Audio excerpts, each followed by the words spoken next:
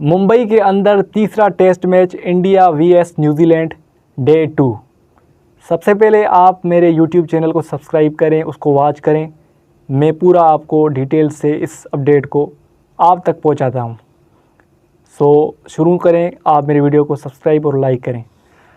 आज शुरुआत करते हैं जहां पे कल मैच को छोड़ा गया था, वहां से आज ऋषभ पंत ने शानदार किस्म की बैटिंग, वो अपना जौहर जो 2020-19 के सन में ऋषभ पंत आईपीएल के दौरान दिखाता था इन पिचेस पे, वही आज इंडिया को आगे लेकर गया है। हालांकि 86 पे कल 4 आउट हो गए थे, मुश्किलात का शिकार इंडिया टीम बन गई थी।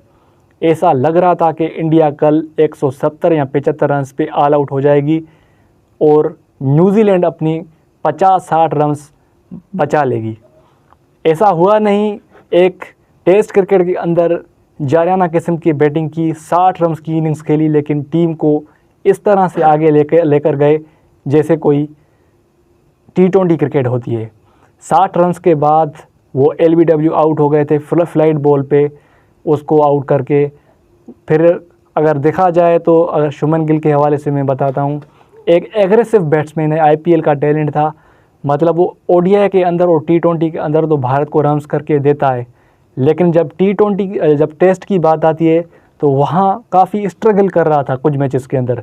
लेकिन आज 90 रन की इनिंग्स खेली। अनफॉर्चुनेटली वो 100 नहीं कर सके, लेकिन भारत को लीड भी दिलवाई और आगे अपनी मैच को भी बनवाया।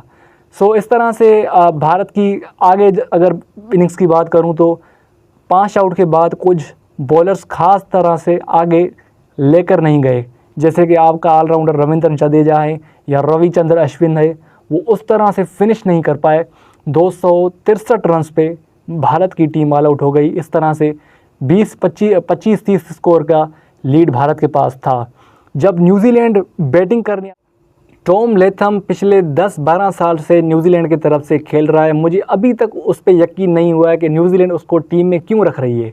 हालांकि जब भी देखें तो वो फ्लॉप होता है टेस्ट क्रिकेट के अंदर। पहले तो वो ओडीआई भी खेलता था, लेकिन बार बार उसको न्यूजीलैंड ने देखा क्या है, उसको इतने मौके देते हैं लेकिन उनके उस हिसाब से फ़ायदा नहीं उठा पा रहे। आज भी 2 रन पे आकाशदीप ने आउट कर दिया। हालांकि फास्ट बॉलर को विकेट सपोर्ट ही नहीं करती थी, आसानी से बॉल सीधा आया, ना रिवर्स स्विंग हुआ ना आउट स्विंग हुआ, बिल्कुल सीधा आया और तीनों स्टंप उखाड़ दिए आकाशदीप ने टॉम लेथम के। वहाँ से न्यूजीलैंड का आते ही जब ओपनर आउट हुआ तो मोमेंटम टूटा। हालांकि दूसरा दिन था, आप ठहर कर खेलते तो शायद आपके 2-3 ही आउट होते, लेकिन तीसरे दिन भी आप आ सकते थे। लेकिन न्यूजीलैंड एक अलग माइंड बना के आई कि हम T20 की तरह खेलेंगे। जो भी बैट्समैन आ रहा था बड़ी बड़ी शॉट्स लगाने के चक्कर में आउट हो रहा था। सिवाय विल यंग के सारी टीम ऐसे आउट हो गई जैसे कोई मैच जो है वो इंडिया के हक में जाती हुई। हालांकि मैं आपको बताऊं तो 4 विकेटें रविचंद्र अश्विन ने ली और 4 विकेटें रविंद्र जडेजा ने ली। भरपूर किस्म का जब स्पिन का जब आप इस तरह से फ़ायदा उठाते हो तो ही आपको पता चलता है कि आपने स्पिन विकेट बनाई है। आपको पता है कि मुंबई के अंदर हमेशा बैटिंग विकेट होती है, मैंने कल भी बताया था, लेकिन टेस्ट क्रिकेट के अंदर क्रेडिट देना होगा भारत की ग्राउंड स्टाफ को, जिस तरह से विकेट को बनाया है। इस तरह जब विकेट बनाई जाती है तो आप कम स्पिन को सपोर्ट होती है, लेकिन इस बार आप रविचंद्र अश्विन को देखो तो स्किड भी हो रहा था, ब्रेक भी हो रहा था, जहां पे भारत को पूरा बॉलिंग को फ़ायदा हुआ है।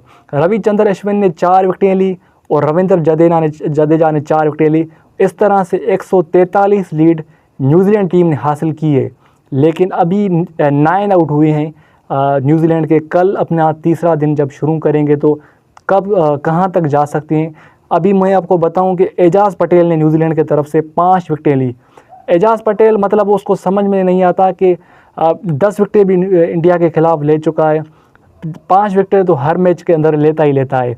न्यूजीलैंड का मुझे एक बात समझ में नहीं आया कि मिचेल सेंटनर को बिठाकर लेग स्पिनर क्यों खिलाया।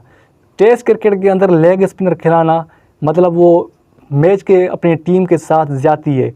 पाकिस्तान के अंदर भी जब लेग स्पिनर खेला था, इंग्लैंड के अंदर भी लेग स्पिनर खेला था तो काफ़ी इम्प्रेसिव रहा था। हालांकि फ्लाइट लेग स्पिनर सूदी खिलाकर बहुत ज़्यादती की न्यूजीलैंड अपने आप से, क्योंकि एस सूदी किसी काम का इस वक्त है नहीं। हालांकि उसको ऑलराउंडर के तौर पे खिलाया है, 7वें 8वें नंबर पे बैटिंग पे आया, एक ख़ास तरह से बैटिंग भी नहीं कर पाया, अभी तक कोई विकेट भी हासिल नहीं किए। सो मेरे कहने का मकसद ये है कि लेग स्पिनर आपने जब खिलाया है तो वो ख़ास तरह की परफॉर्मेंस भी अभी तक नहीं दे पाया है। लेकिन न्यूजीलैंड इस वक्त मुश्किलात के शिकार से गुज़र रही है। कल जब तीसरा दिन आएगा तो हो सकता है ये 150 तक जाएगी, लेकिन ये मैच भारत आराम से जीत सकती है। वजह यह है कि आपके पास जब ओपनर्स हैं रोहित शर्मा और शुभमन गिल, विराट तो आउट फॉर्म लगा हुआ है पिछले 8-10 इनिंग्स से, रन्स नहीं बना पा रहा। भारत ये मैच मुंबई के अंदर जीत सकती है, लेकिन वजह यह है कि अभी न्यूजीलैंड ये सीरीज़ जीत चुकी है। अगर भारत ये मैच जीतती है तो वाइट वॉश से बच सकती है, वरना ये जो सीरीज़ है वो न्यूजीलैंड जीते जाएगी। केन विलियमसन और लुंगी फर्गुसन मतलब सऊदी के बग़ैर ये मैच सीरीज़ जीतना बड़ी न्यूजीलैंड के लिए बात है। वजह यह है कि ये मैच जीतना इंडिया के लिए भी बहुत ज़रूरी है।